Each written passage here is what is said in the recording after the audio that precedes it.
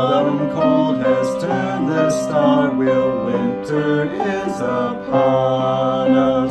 Gray the windy storm, cold upon our cheeks, the wet rain glistens, glistens. Autumn cold has turned the star wheel, winter is upon us.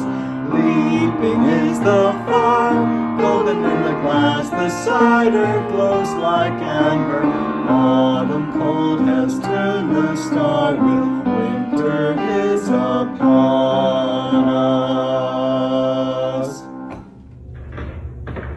Good morning and welcome. Before we begin our service, let us take a moment to share in our stone ritual. I place a stone for our joys.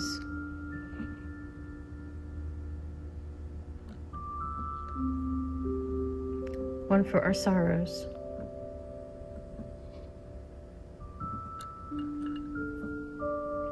And one for our intentions for the coming week.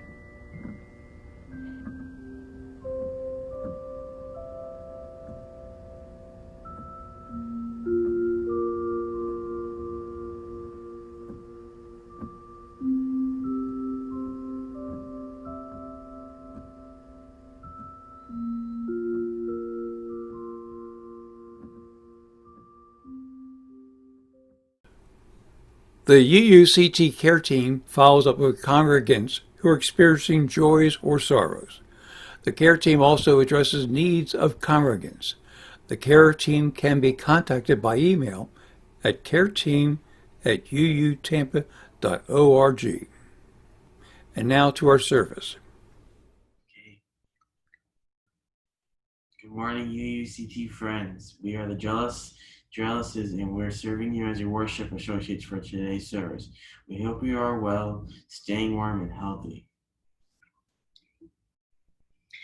Good morning. I will begin with our welcome and opening words. Today, our opening words is by Reverend Rebecca Parker, and the title is called Winter Solstice. Perhaps for a moment, the typewriters will stop clicking, the wheels stop rolling, the computers desist from computing, and a hush will fall over the city. For an instant, in the stillness, the chiming of the celestial spheres will be heard. Stunned to stillness by beauty, we remember who we are and why we are here. Welcome everybody. Our first hymn today is number 188 in our gray hymnal, Come, Come, Whoever You Are.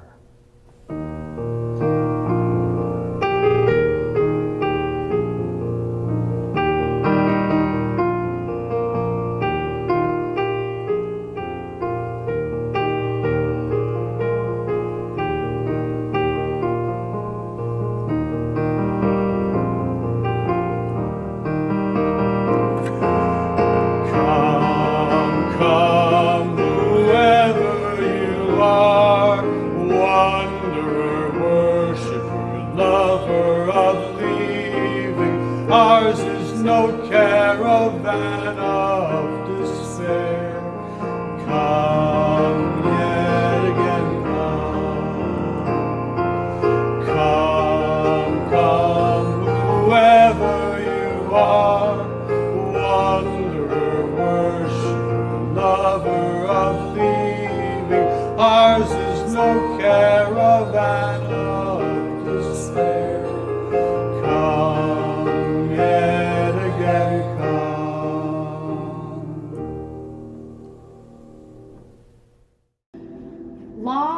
Long ago, when the world was still new, the Inuit people lived in never-ending darkness near the far northern end of the earth. All around them was frozen land and ice. The only light that they had was from their seal oil lamps. They had never seen nor heard of daylight, never heard of it until it was first explained to them by Raven.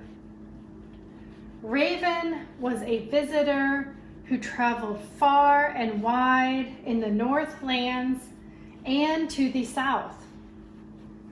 The raven told the Inuit people of the lands he had seen and of the thing called daylight.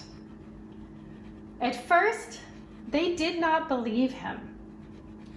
But then they realized that Raven could fly much, much farther than they could ever travel, especially with all of the darkness all around them.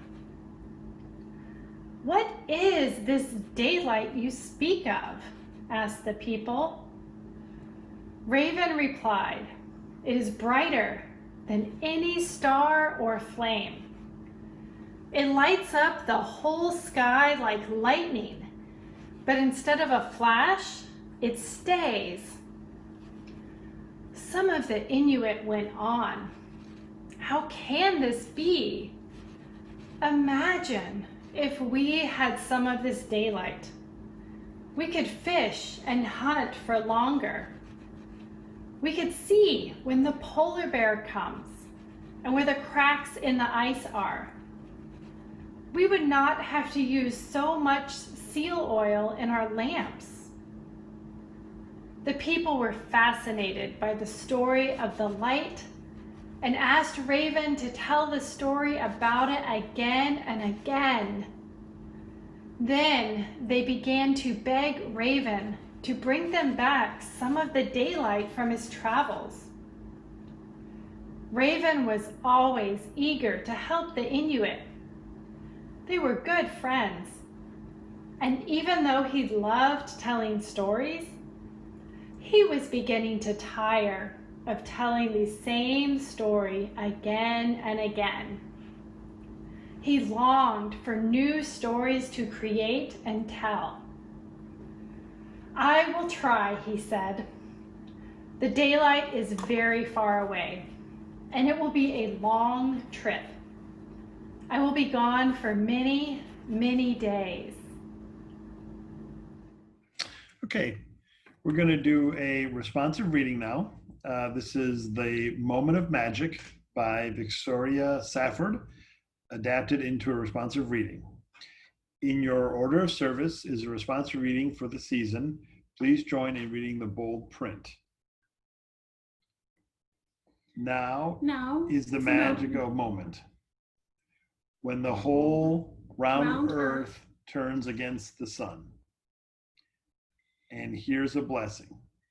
The days will be longer and brighter now, even before the winter settles in to chill us. Now is the moment of magic.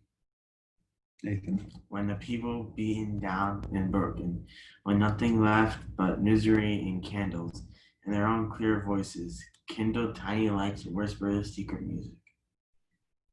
And here's a blessing.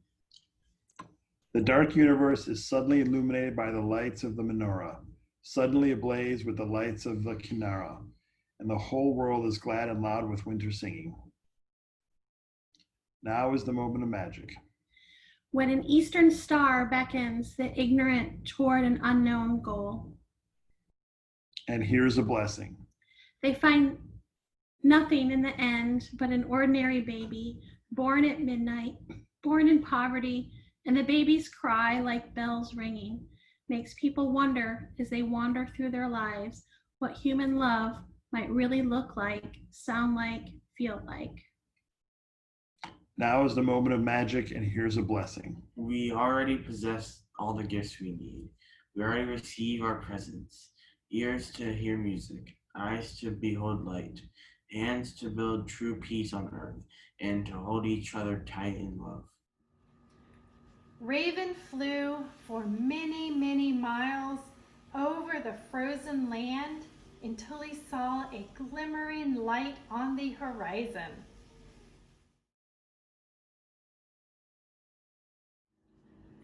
At last, he reached the land of daylight, and he flew down to rest, exhausted from his long flight. Above him, the sky was bright blue with white, fluffy clouds. When he awoke from his sleep, Raven thought about what he had to do. The Inuit people were generous. Because food was scarce in their land, they were happy to share what little they had. Raven knew that not all people were like this. He thought that perhaps the people who own the daylight would not be so giving. He might have to steal the daylight.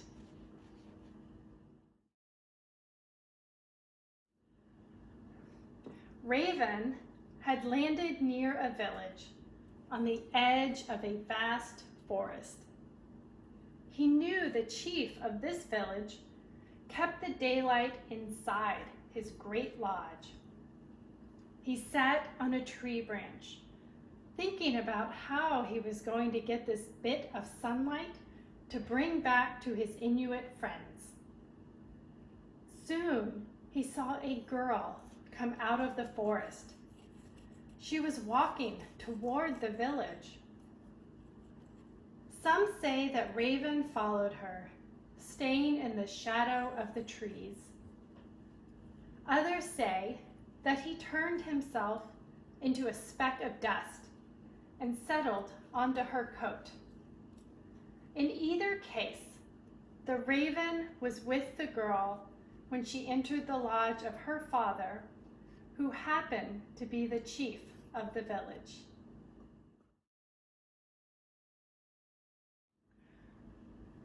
It was cozy inside the lodge and brightly lit. Raven looked around and saw a box that glowed with light. That must be the daylight, he thought to himself. On a rug in the middle of the room, a young boy played with a toy. His father, the chief, was nearby. Raven had an idea. Some say, as a speck of dust, Raven floated over to the boy's ear. Or maybe Raven somehow just whispered, "Tell him that you want to play with a little ball of sunlight." And the raven said softly into the boy's ear. The young boy began to cry. The chief became concerned. "Why are you crying, my son?" The boy repeated Raven's words, and the chief, who loved his son, took out a small bit of sunlight and gave it to the boy. The raven whispered again to the boy, "Tell him you want to put it on a string and play with it outside." Once again, the boy cried, and once again, the chief did what the boy asked. He tied a piece of special string onto the ball of sunlight, gave it to his son, and took him outside to play. Raven, as a speck of dust, went along too. Okay, now we're going to do the meditation, the Chalice Flame Contemplation by Reverend Samuel A. Trumbore. In this time of long nights and short days, let us seek the light within by contemplating through our mind's eye the image of a candle flame. Notice how the soft, quiet, and gentle flame tamely rises from the wick, yet just by touching a dry twig, it has the power to become a raging bonfire to light up the night. Let that little candle flame be your friend this morning. Allow it to quiet your mind as you attentively watch its flickering glow. Allow it to calm your mind in a way that brings a stillness that can light up the interior of your being, that can help you find the wellspring of your feelings. Allow it to show us our inner sense of knowing that can help us notice the ways we've strayed or harmed others. To warm us, reflecting on the ways we've been touched and the ways we've opened our hearts. And inspire us through making new connections and discovering new insights. May this simple flame touch the dry twigs that guard our hearts, allowing the power of light to penetrate our self-protection and show us the amazing. Hymn number 55, Dark of Winter.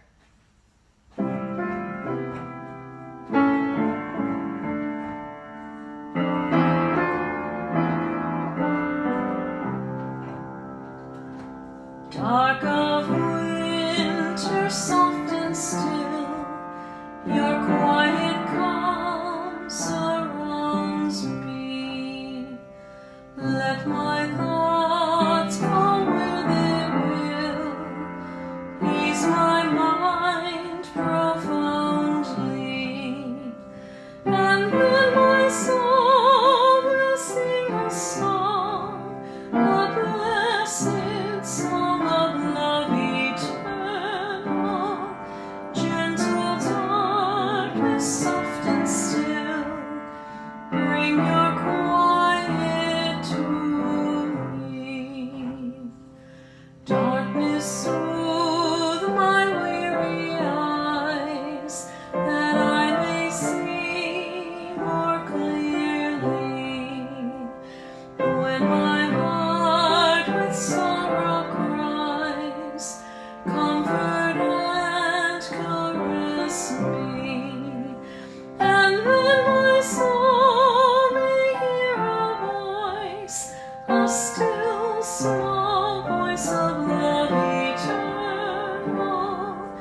Darkness, when my fears arise, let your peace flow through me.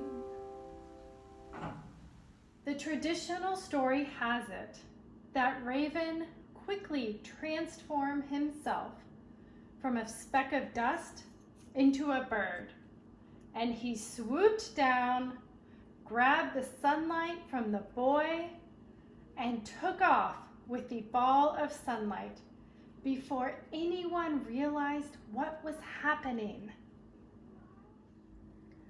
On and on the raven flew, with the ball of sunlight in his beak. In the far north, the Inuit people saw a spark of light coming toward them in the darkness. It grew larger and larger until they could see Raven flapping his beautiful black wings.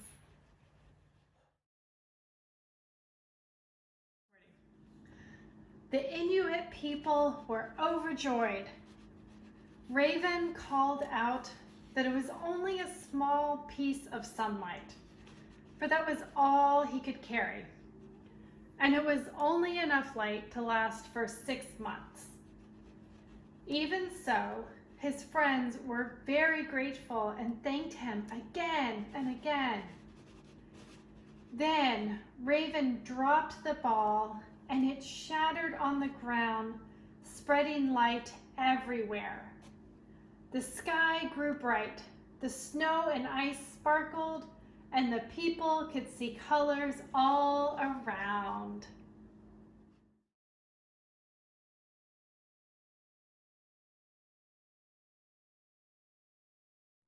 To support the UUCT with your generous financial gifts, please go to the UUCT website and click on the Click Here link to donate.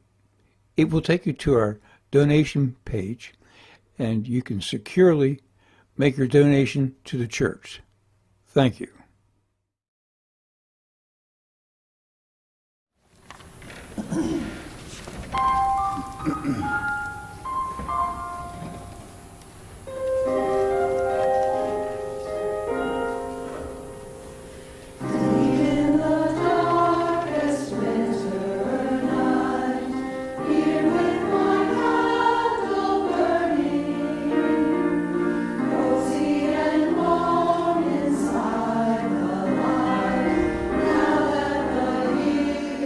Turning.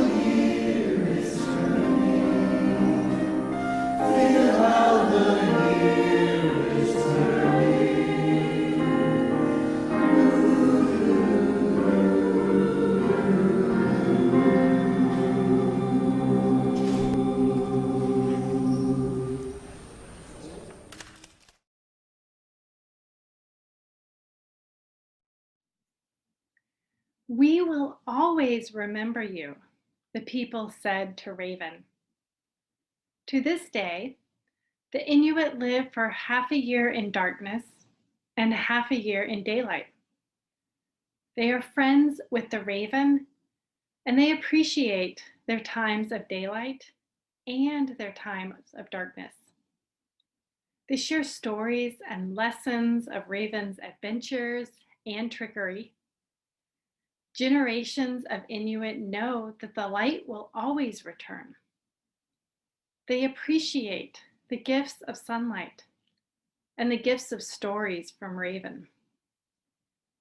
Raven shared much wisdom with the Inuit, which has been shared the world over. We have learned from Raven that darkness is not forever. Even when we cannot see it or feel its warmth, the sun is still shining. Always there.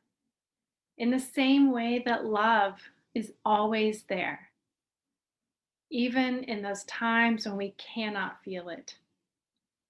Love is as vital to our existence as sunlight.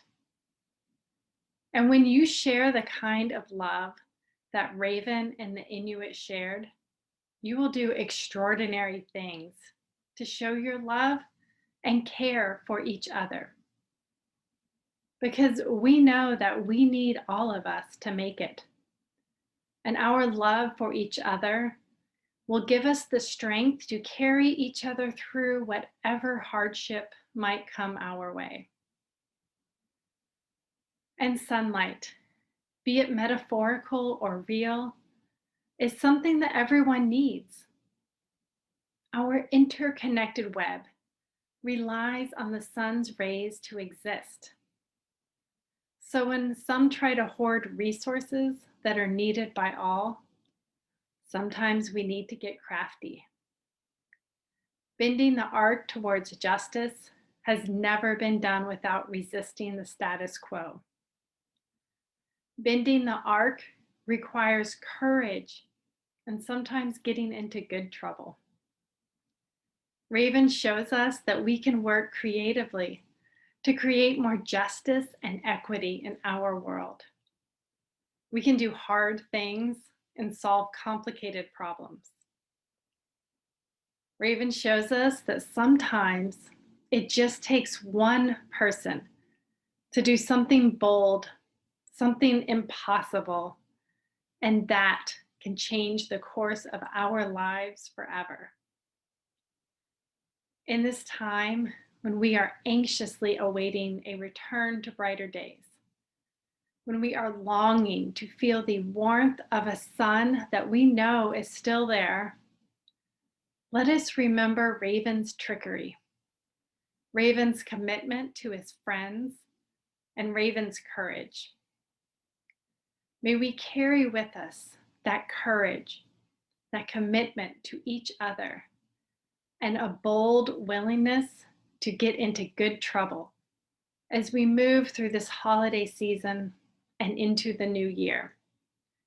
A long anticipated new year brimming with hope and possibilities for a brighter, more just, more loving, more equitable future for each and every person and for our interconnected web of existence. May it be so. Our next hymn will be number 118, This Little Light of Mine.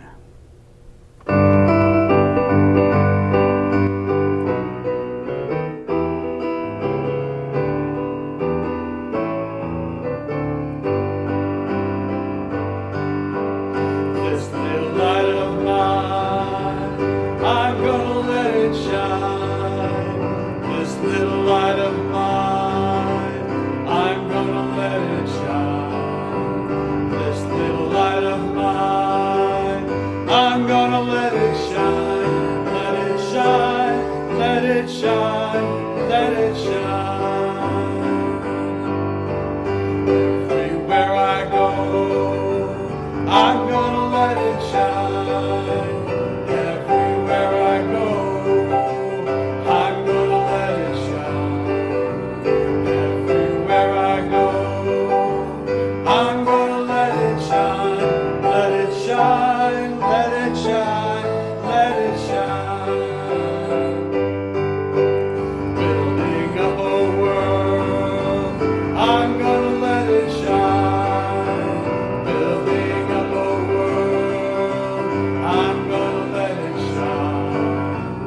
building up a world. I'm gonna let it shine, let it shine, let it shine, let it shine.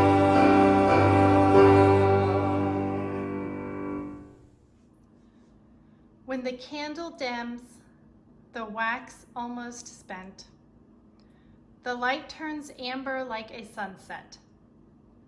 Still, it provides light. Still, it provides heat. Still, it can kindle new flame and pass its glow on and contribute to new illumination. When sunsets turn to new days, when seasons transform all, when the candle dims, all is not lost. Hope continues, uncertain and true, like candlelight ready to spark again. All is not lost. Okay. Now for our closing words. For our closing words, I have chosen a Celtic blessing. May the blessing of light be on you, light without and light within. May the blessed sunlight shine on you like a great peat fire, so that stranger and friend may come and warm himself at it. And may light shine out of the two eyes of you like a candle set in the window of a house, bidding the wanderer come in out of the storm. Thank you. Thank you. Bye. Happy holidays from the Drellises.